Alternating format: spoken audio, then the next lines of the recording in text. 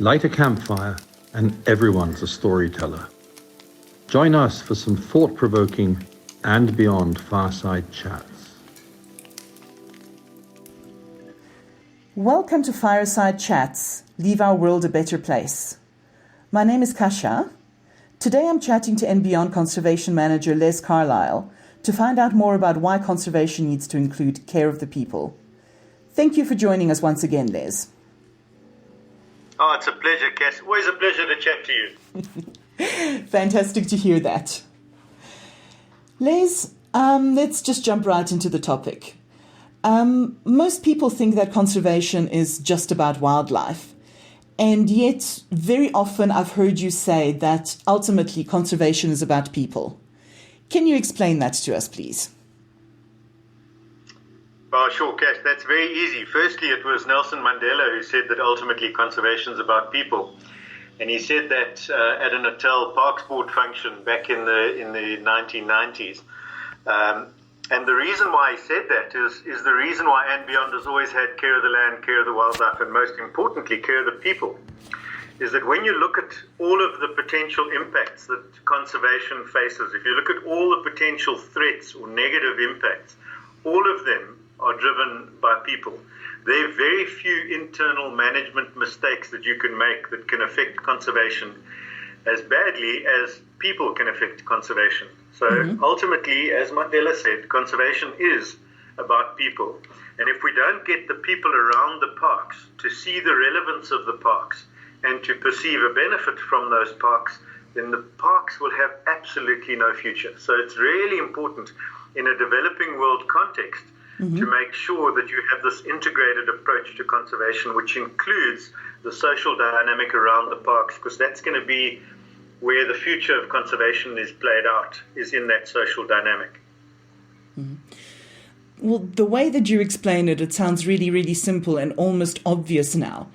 But when And Beyond first began at Phinda Private Game Reserve, that conservation model that you've just spoken about that links communities, people, and conservation wasn't very widely accepted.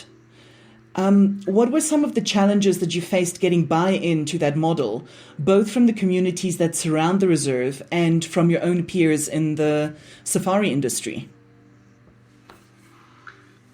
That's a really pertinent question. If you go back 30 years, you've got to put it in context. I think it was 1992 that the World Parks Congress in Rio coined the phrase ecotourism. So we were 2 years before the word ecotourism had even started being used widely. So dealing with wildlife, land, and people as an integrated development model was really, really groundbreaking and completely strange to the formal conservation fraternity. Biodiversity was gaining impetus, and within the Natal Parks Board, who were the local conservation authority that we were dealing with, they were really starting to grapple with the social implications of biodiversity management, which includes the people outside of the park. So they just started recognizing that, but they hadn't started publicly saying anything about that, to the point where we were considered to be irresponsible in the extreme, were the words they used, because we were dealing with these people outside of the parks who posed a threat to the parks in their view. Yes. We saw it the other way around, and we saw the communities outside of the park as being major supporters to make sure that our parks had a future.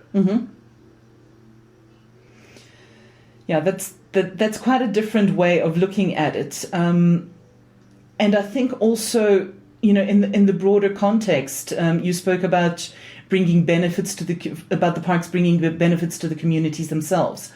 I think very much the older model sort of stipulated that safari lodges benefited communities through employment. And the And Beyond model said that that is no longer enough. There have to be other benefits. Can you explain that to us a little bit more? How can communities and conservation work together? How does one benefit the other? I think it goes back to the very fundamentals of making a system work. So when you start looking at biodiversity and conservation at a system level, where you're looking at the catchment of the rivers rather than the individual river, and you're looking at the ecosystem boundaries, which include the people that are part of that system, then you have to start seeing things differently. And you've got to understand, back in 1990, when we started engaging with the communities, they were very suspicious of anybody coming in to engage with them, particularly people with beards and in khaki uniforms, because that traditionally was the conservation authorities, and they traditionally would only come into the communities if they wanted to arrest a poacher or follow up on a poaching incident. So the relationship wasn't very positive between the conservation authorities and the local communities back in those days. So we first had to overcome that suspicion, and we had to build a relationship based on trust. So all of this biodiversity management or integrated approach to conservation or inclusive conservation management was about trying to make sure that we had a relationship with the communities that would allow us to engage on issues that we thought were important, and most importantly, that would allow them to have a voice so that we could address their concerns. Because unfortunately, in all of these things, it has to be a mutually beneficial relationship for it to be sustainable. Yes. And that was probably where we struggled the most in the early days, was getting people to understand that unless we addressed the needs of the communities, we weren't going to be able to address our own needs. And it was that mind shift that was required within conservation circles. So when we stood up and claimed care of the land, care of the wildlife, and care of the people was the way to go, we got a lot of resistance and a lot of flack from a lot of different people at public forums and many places, because it was so difficult to engage with the communities in the early days. But unfortunately, there's no other way. Yes.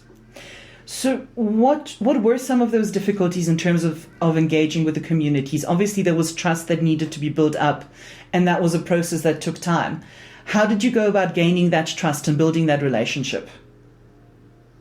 I think probably the best illustration of that was we had a staff member who guided us on our relationship with the communities, and who was one of the founders of the relationship building that the Africa Foundation today sees as a cornerstone of the relationship between communities and conservation. And his name was Walter Zulu. And Baba Zulu was of royal lineage. And he took me into the communities to meet the local chiefs. And after we'd met them all, that was the start. Then you'd go back a week later and you'd go and meet them and go through all the pleasantries. And then you would get to whatever you wanted to discuss with them, and you'd have a debate about employment of their people from their communities, etc. And we'd had a debate about putting up a fence between Mngobogazi and Pinda, and we'd agreed that we need a fence because that'll stop the lions from killing the goats and the cattle. And when I'd had this discussion with the chief said, I asked him, what will happen when we bring lions into the reserve? How will it impact you? And the chief said, no, it won't impact us at all. The only thing that will change is the herd boys won't be able to sleep under the trees like they do now. When I was young, there were lions here. We had to be awake to keep the lions away from the cattle. So he had a very simple view of the potential impact of lions neighboring his community. Yes. And we had a completely different response from the commercial cattle farmers, who were terrified that the lions were going to eat their kids and destroy their families and eat their homes. And I mean, they really saw this massive threat of lions was going to destroy their lives. A completely different concern from the rural communities who lived in mud huts, who didn't even have doors in their homes. They weren't concerned about personal safety and family safety at all. They were concerned about their livestock that may or may not have been eaten by the cattle, by the lions. So an interesting difference between the local communities' perception of the reintroduction of lions and the commercial cattle farmers' perception of the reintroduction of lions. Both of them gave our support in the end, and both of them, through regular meetings and building the relationships, ended up becoming fairly firm supporters of the and beyond model at local level. And that was one of the reasons why we were able to so confidently produce it as a model at international level when we started taking the model internationally. Okay, tell us a little bit about that whole process of taking the model internationally. You started it at Pinda in South Africa, and then you were able to replicate it in other places in Africa. What was that process? How Did you replicate it exactly? Did you have to tweak it a little bit for local conditions? How exactly did that work? I think that's one of the most remarkable things about CC Africa model as it was in those days, the and beyond model today, is that it's a group of people who all buy into the same vision. So it's never one individual. I wasn't responsible for doing anything. I was part of a team that actually took this thing to other continents. And it did have to be tailored to suit the local conditions because the land ownership, the land tenure, the local conditions are different in all of these conservation areas. As I've always said, conservation is complicated and we have to have locally crafted solutions for local problems. So as long as you keep all of the elements of the model in place, as long as you have something of each of the elements to operate on locally, the model will work. You might have more focus on community development or more focus on land requirements or more focus on wildlife in a specific area. But as long as you've got the other two to support that particular focus area, you've got a model that's going to be able to work. So in our minds, the three elements are important. At how much of each of the elements are available in the local conditions is not as important. As long as you have a focus on all three, and as long as you're trying to make sure that each of those three legs are in place, then you're going to have a stable base on which to build your model. So when we moved into India, we moved in with partners there, the Taj Hotel Group. They had identified, they already had access to one or two properties that they had identified.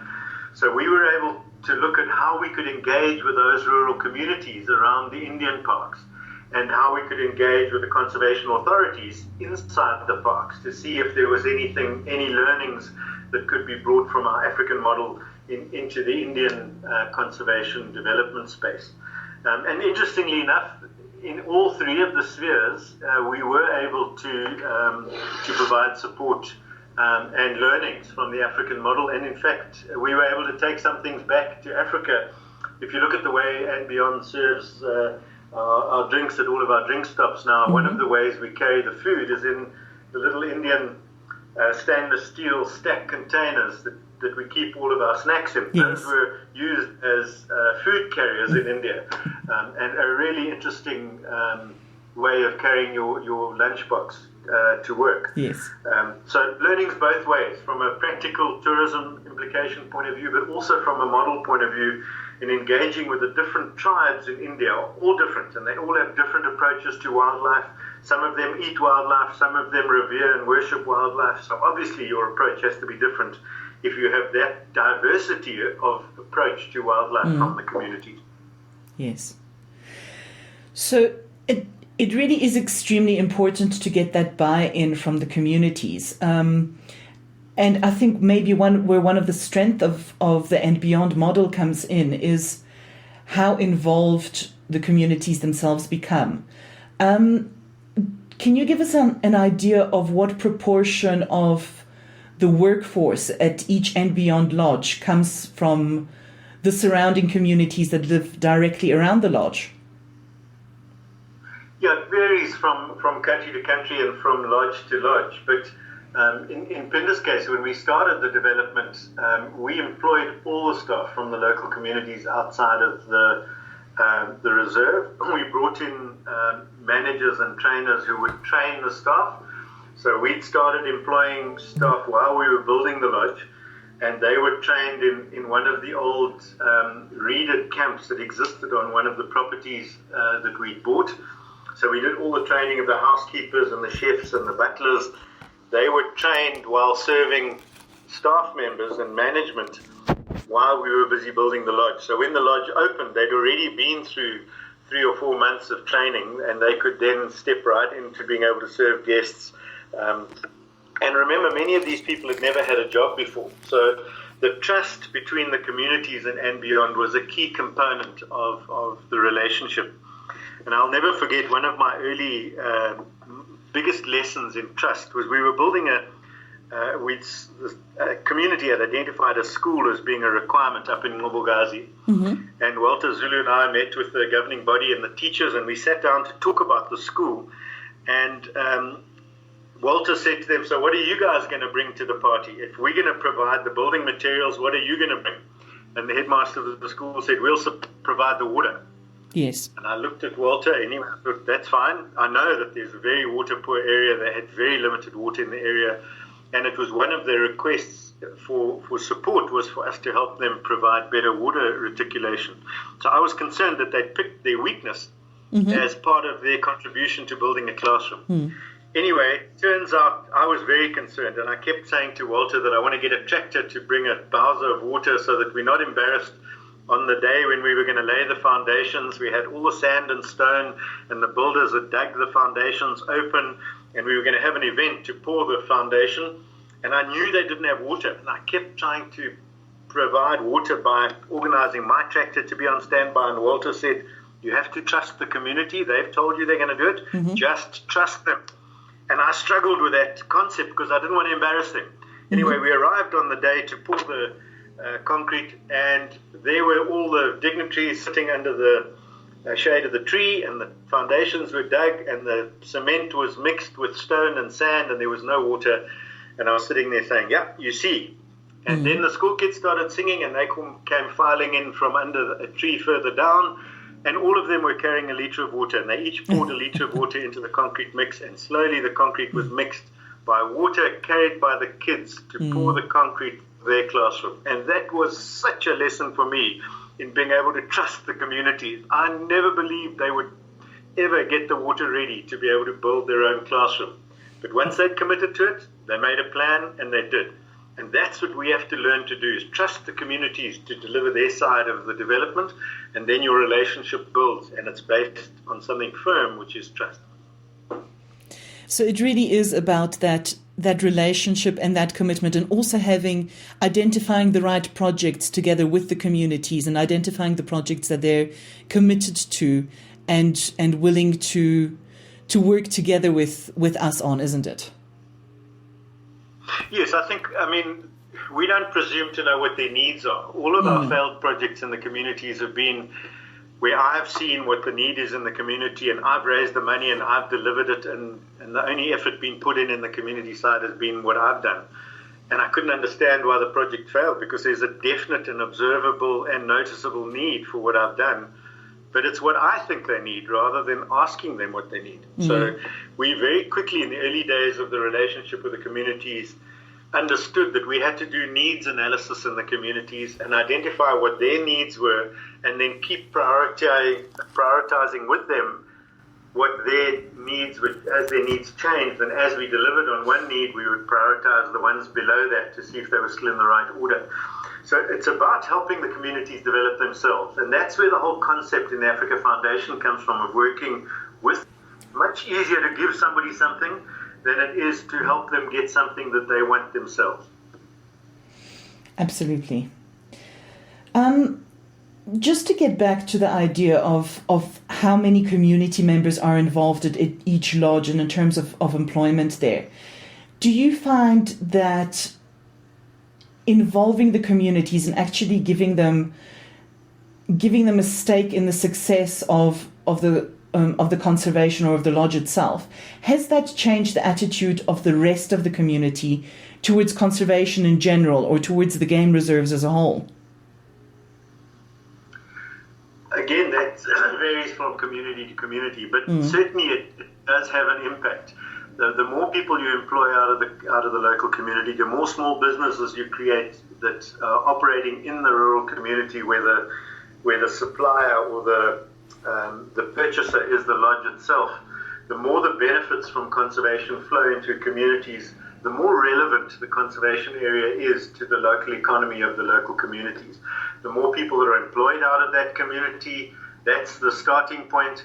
But then you've got to add to that, and you've got to make sure that your local transport supplier is out of the communities, if you can be, your vegetable suppliers. You've got to try and find innovative purchases that you could get from somebody else, but if you can get them from the local community, they're not only providing you with what you need, but they're also providing you with a blanket of security around the reserve that becomes your first line of defense when the chips are down. And that's the kind of situation that we're looking at now, is that as things change and all this revenue starts disappearing out of these rural communities, that perception and that security that the communities provide to the conservation areas starts becoming less and less effective because the direct benefits and the perception of benefits get less and less as time goes on. Okay. Well, obviously that is a huge concern with the situation at the moment in terms of COVID-19 and the huge impact that it's going to have on rural communities in Africa, not only in terms of health itself, but specifically in terms of jobs and income. Do you have any insights on how you feel that this might affect human-wildlife conflict and conservation in those areas? Yeah, I think there's no doubt that it's going to have an impact. The longer that we go without employment in the parks and without benefits flowing out of the parks, the more that perception of value within the parks starts changing. And you must remember that 50 or 100 years ago, before these parks were established, the parks were effectively the larder that provided food for the communities. So as we regress in the development and as we have less and less finances flowing out of these parks, they start becoming less and less about benefiting the communities from an employment point of view, because there's no money coming out of the parks, and less about benefits flowing from the parks, and it starts becoming more and more that the protein value of the park becomes important to the communities for them to survive.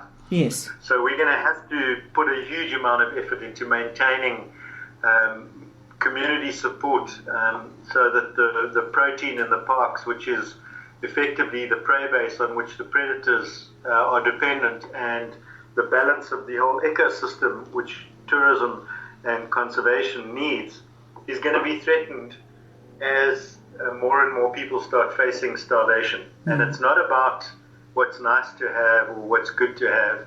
It is literally about life or death and starvation. And the context there for me is really most people in the developing world don't understand that when you have human-wildlife conflict and people kill lions that are killing their cattle, they're killing the lions because the lions are taking away their food. Their family will starve if they don't. Or they're trying to get the elephant out of the crops because the elephant is taking away their food. They will starve if they can't get rid of the elephant. Yes. And when you put it in that context, it's a very different engagement with the communities than it is of saying, these people don't care and they're just killing wildlife. That isn't the case in any rural community anywhere. They don't go willy-nilly killing things because they know that they might need that thing to sustain them in the future. So they'll only take something out of the system if it's directly threatening them in the system, or if it becomes a food source for them which they need to sustain themselves. So that's the long-term black hole that we're facing if we don't keep up the really good work that's going on now of supporting the communities and making the parks stay relevant to the communities. As the lockdowns and as the tourism bans across the world start biting, we have to keep supporting those communities and keep them focused that when things fix, we need well-run, well-stocked parks to be able to create big economic activity for them in the area so they can see the future, and we need to try and keep them focused on what that future is going to be. And if we do, I think we're going to really win, because this thing will pass. It is just a passing phase, and it will change. And when we come out of it, it will be different, but we're going to need really strong resources, really strong reserves, really strong relationships with the communities to be able to take our partnership in conservation to the next level, which is the communities, the wildlife and the land, care of the land, the wildlife and the people. That model, in my view, is going to be one of the biggest crutches that we're going to need to lean on as we climb out of this thing after COVID-19.